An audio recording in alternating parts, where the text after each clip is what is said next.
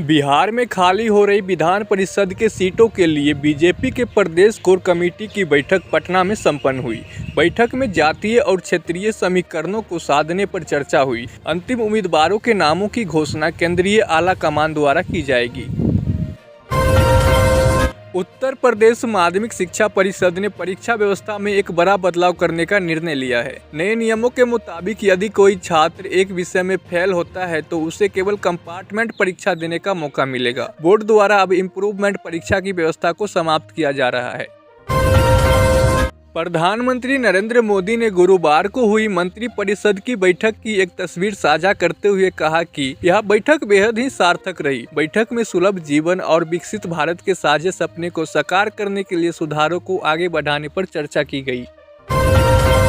बिहार के कई जिले भीषण गर्मी और हीट वेव की चपेट में हैं। मौसम विभाग ने शुक्रवार के लिए अरवल, भागलपुर, भोजपुर और बक्सर में लू का अलर्ट जारी किया है, जबकि औरंगाबाद, भभुआ और रोहतास में उष्ण लहर के साथ रात गर्म की चेतावनी दी गई है। रोहतास के देहरी में अधिक तापमान 44.6 डिग्री तक पहुंच गया है।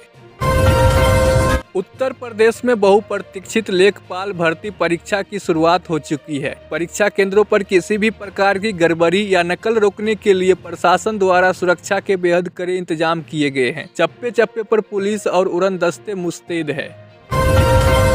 पश्चिम बंगाल सरकार ने राज्य के सभी मदरसों और अन्य स्कूलों में वंदे मातरम का गान अनिवार्य कर दिया है। इस फैसले पर कम्युनिस्ट पार्टी ऑफ इंडिया के सांसद विकास रंजन भट्टाचार्य ने प्रतिक्रिया देते हुए इसे अनुचित और असंवैधानिक बताया है और इसे हाईकोर्ट में चुनौती देने की बात कही है। बिहार पुलिस और एसटीएफ की टीम ने नेपाल सीमा से सटे रक्सौल और सीतामढ़ी इलाकों में एक बड़े अवैध मनी एक्सचेंज और हवाला नेटवर्क का भंडाफोड़ किया है। छापेमारी के दौरान पुलिस ने करीब 31 लाख रुपये मूल्य की भारतीय नेपाली मुद्रा बरामद की है।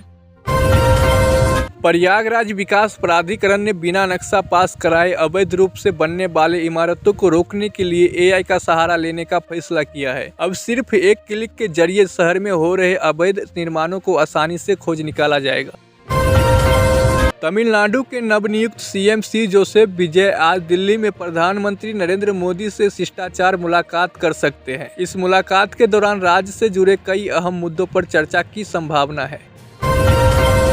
भागलपुर में गंगा नदी पर बने महत्वपूर्ण विक्रमशिला सेतु का एक हिस्सा क्षतिग्रस्त होने के कारण यातायात बुरी तरह प्रभावित हुआ है। मुख्यमंत्री सम्राट चौधरी ने स्थिति की गंभीरता को देखते हुए रक्षा मंत्री राजनाथ सिंह से फोन पर बात कर पुल की त्वरित मरम्मत के लिए सेना की तकनीकी मदद मांगी है। लखनऊ में डॉक्टरों और वकीलों के बीच हुए हालिया टकराव के विरोध में अधिवक्ता की हड़ताल लगातार जारी है। लखनऊ में आगामी 26 मई तक न्यायिक कार्य पूरी तरह ठप रहेंगे, जिसके चलते अदालतों में आने वाले वादियों को भी भारी दिक्कतों का सामना करना पड़ रहा है।